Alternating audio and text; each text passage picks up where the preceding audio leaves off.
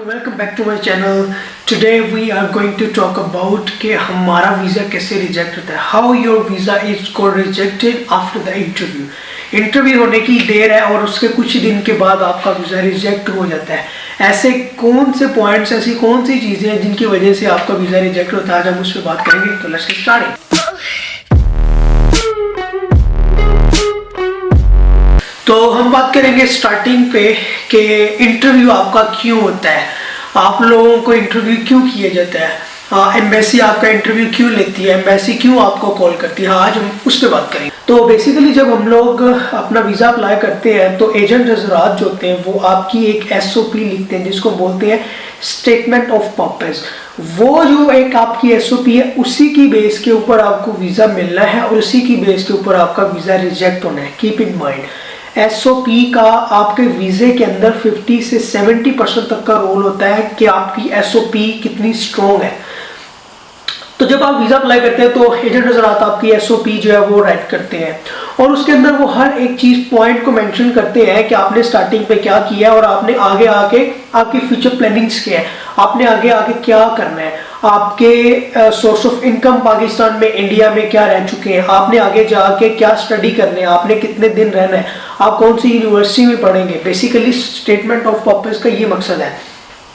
तो उसके बाद ये होता है कि बेसिकली आपने ये करना है कि आपने वो जो आपकी सोर्स ऑफ पर्पस स्टेटमेंट है आपने वो सारी पढ़नी है। आपने देखना है कि आया जो आप काम कर रहे हैं कि एजेंट हजरात वही चीज़ आपकी SOP के अंदर लिख रहे हैं कि आप वही चीज़ जो है आप लोग वही याद कर रहे हैं। क्योंकि जब आपने वीज़ा अप्लाई करना है तो आपने वो SOP को पढ़ना है, आपने उस चीज़ को रट्टा लगाना है आपके माइंड में होता कि जब आपको एम्बेसी कॉल करेगी तो एम्बेसी के आगे वो SOP पड़ी होगी। वो SOP को देखने के बाद आपसे क्वेश्चन करेंगे और फिर आपसे पूछेंगे कि आया कि आपके क्वेश्चन जो है, आपके आंसर जो है वो आपके SOP से मिल भी रहे हैं कि नहीं।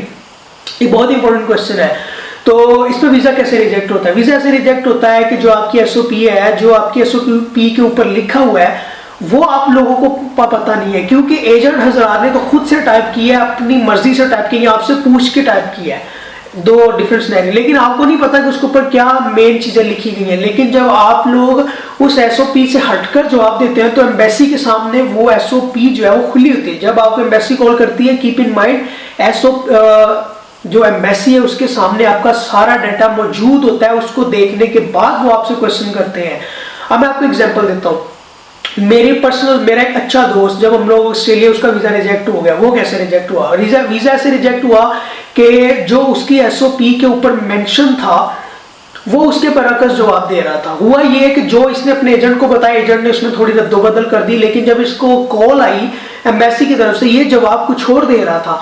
बेसिकली इसने ये मेंशन किया था कि मैं इस जगह पे काम कर रहा हूँ, मैं अंकल बशीर के पास काम कर रहा हूँ। लेकिन जब एम्बेसी वालों ने अंकल बशीर को कॉल की तो अंकल बशीर ने कहा मैं तो इस बंदे को जानता ही नहीं। सही है, ये वहां पे फड्डा हुआ। क्यों? क्योंकि एजेंट हजरात ने अपनी मर्जी से वो बंदे का एड्रेस डाल दिए, उसके नंबर डाल दिए। अगर आपने अपनी SOP के अंदर लिखा हुआ है आप यहाँ पे जॉब कर रहे हैं तो you must be working there. या आप उस बंदे को कॉन्टेक्ट में बताएं कि यार अगर आपको कहीं से कॉल आए तो आपने बताना है कि मैं यहाँ पे एज अकाउंटेंट काम कर रहा हूँ, यहाँ पे एज इंजीनियर काम कर रहा हूँ, यहाँ पे एज अ कुक काम कर रहा हूँ, ताकि अगर एम्बेसी आपको उस बंदे को कॉल करे तो वो आपको बता सके।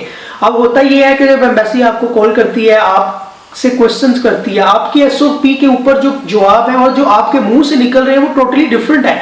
दे आर टोटली ऑपोजिट साइड। उसकी वजह से एम्बेसी कहती है कि यार आपका तो आपस में स्टेटमेंट ही नहीं मिल रही, तो आप कैसे क्या करेंगे। सबसे इंपॉर्टेंट क्वेश्चन एम्बेसी जो आपसे पूछती है वो ये पूछती है कि आपने स्टडी कंप्लीट करने के बाद what are your plans.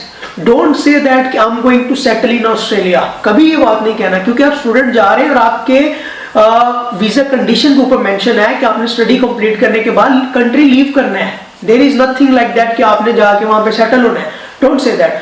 Always answer that कि yes I'm going to complete my study, then after that I will get my TR temporary residency for 2 years. I will complete in 2 years and get the experience of my relevant job, and then I'm gonna come back and use that experience to get a good job in my country. ये आपने वहां पे answer देना, ना कि आपने कहना है कि मैं वहां पे जाके सेटल हो रहा हूँ। ये जवाब, ये नेगेटिव इम्पैक्ट है। तो आपने नंबर 1, जब आपने अपना वीजा अप्लाई करना है, आपके सामने वो एसओपी हो जो एजेंट हजरात ने आगे भेजी एम्बेसी के पास, आपके पास वो एसओपी हो, आपने उसको पढ़ना है, आपने देखना है कि आया जो चीज आपने एजेंट को बताई है वही उसके अंदर मेंशन है, फिर उसको रट्टा लगाना है। आपको पता होना चाहिए आपकी कौन सी यूनिवर्सिटी है, आपको पता होना चाहिए आपके कौन से सब्जेक्ट्स हैं, आपको पता होना चाहिए आपकी यूनिवर्सिटी किस सिटी के अंदर है, कौन से टाउन के अंदर है, उसका पोस्ट कोड क्या है, वहां पे कौन सी ट्रेन जाती है। सही है, मेरा एक फ्रेंड है, उसको कॉल आई एम्बेसी की तरफ से, एम्बेसी कह रही है कि तुम्हारी यूनिवर्सिटी के अंदर कितनी गाड़ियां लगी हैं, तुम्हारी यूनिवर्सिटी के अंदर फोटोकॉपी मशीन भी है कि नहीं है। उसने कहा जी मुझे नहीं पता। उन्होंने कहा ओके जी दोबारा तैयारी करो। उसको 6 इंटरव्यू कॉल आई, उसके बाद उसको वीजा मिला। ये central Queensland university CQ university में अप्लाई किया तो उसने सिडनी में, उसका उसको 6 से 7 इंटरव्यू कॉल्स आई। सही है, तो जब आपने एसओपी अप्लाई, आपने वीजा अप्लाई करना है, एसओपी को मस्ट रीड करें, उसकी इच्ची बिच्ची पढ़ें। आपने अपनी हेल्थ इंश्योरेंस को कैसे कवर करना है, उसके अंदर मेंशन आपके कोर्सेज में सब्जेक्ट कौन से हैं वो याद करने। मैं खुद याद करता हूँ, 5 साल पुरानी बात है, आज भी याद है। अपने घर में बैठ के एसओपी के सारे क्वेश्चन याद कर रहा होता था। मेरे सब्जेक्ट कौन से हैं, मेरी यूनिवर्सिटी कहाँ पे है, मेरी यूनिवर्सिटी की टाइमिंग क्या हो सकती है, उसका पोस्ट कोड क्या है, आया मेरी यूनिवर्सिटी कितने दिन लग सकती है, ये सारी चीजें मैं याद कर रहा था। मेरी एसओपी के ऊपर जो चीजें मेंशन थी, आपकी ये दोनों चीजें आपस में जब मेंशन होंगी, जब आपस में कनेक्ट हो जाएगी ना, तो आपके वीजे के चांसेस मिलने के 80% तो 100% वहां पे हो जाएंगे। उसके बाद बाकी चीजों को देखने के बाद आपको वीजा दिया जाएगा। So kindly keep in mind, जब आप वीजा अप्लाई करें आपकी एसओपी बहुत स्ट्रांग होनी चाहिए। आपकी एसओपी आपके वीजे को जो है ना, आपका वीजा एसओपी के ऊपर मिलेगा।